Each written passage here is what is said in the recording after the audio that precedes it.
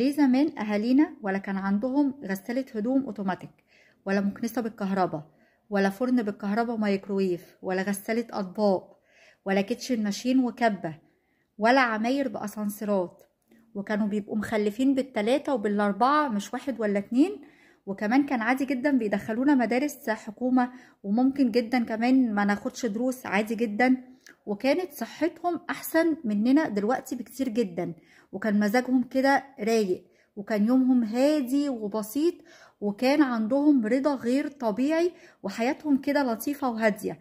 وفوق ده كله كمان كان بيبقى عندهم وقت ان هم يزوروا اهاليهم ويزوروا جيرانهم، ويبقى في علاقات كده ود ويزوروا بعض.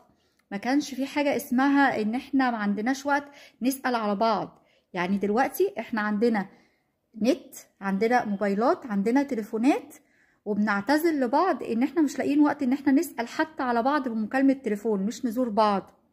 غير بقى ان احنا كمان كنا مؤدبين، كنا بنحترم اهالينا، كنا كويسين جدا في الدراسة بتاعتنا، كنا بنتحمل مسؤولية نفسنا ويعني عارفين مصلحتنا كويس قوي، كنا بنساعد اهالينا بمنتهى الرضا، وبنبقى مبسوطين وبنخاف على اهالينا.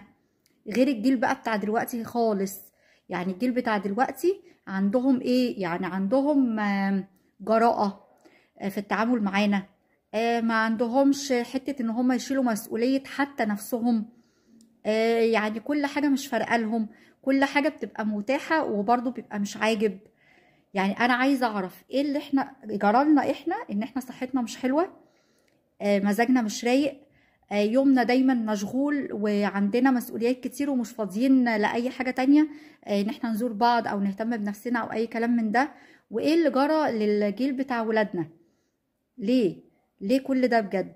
يعني بجد الموضوع يعني صعب جدا، وانا نفسي ارجع للزمن القديم الحلو بتاع زمان، الهادي اللي كله رضا وكله قناعة، والولاد فيه بتبقى كده مبسوطة وهادية ورايقة، ويعني عندهم تحمل مسؤولية ومؤدبين.